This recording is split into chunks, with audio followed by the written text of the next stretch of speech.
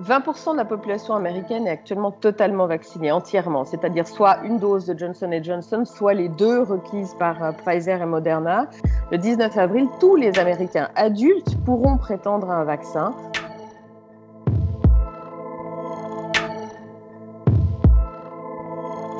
Getting enough vaccine supply, mobilizing more vaccinators, creating more places to get vaccinated, and we're now administering an average of 3 million shots per day, over 20 million shots a week.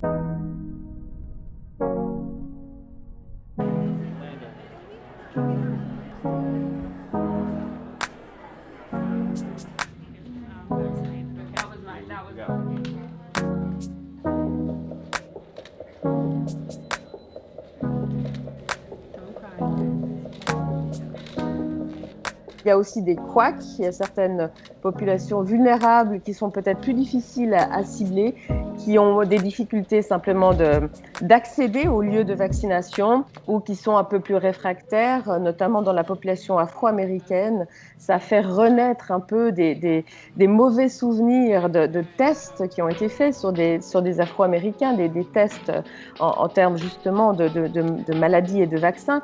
Donc il y a une volonté aussi de la part de Biden de cibler les gens qui théoriquement ont moins accès que d'autres, mais c'est vrai que quand on regarde les chiffres, les blancs sont surreprésentés dans ceux qui sont déjà vaccinés.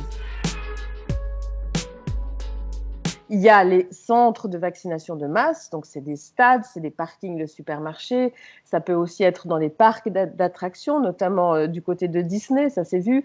Il y a aussi des endroits où les gens vont en voiture et sont vaccinés en restant au volant de la voiture. Mais évidemment, il y a toutes sortes de structures beaucoup plus petites, notamment les pharmacies.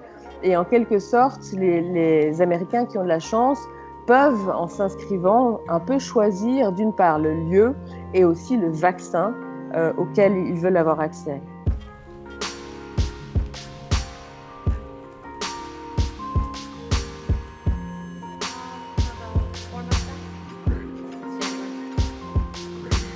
Well, thanks for what you're doing. You're saving people's lives.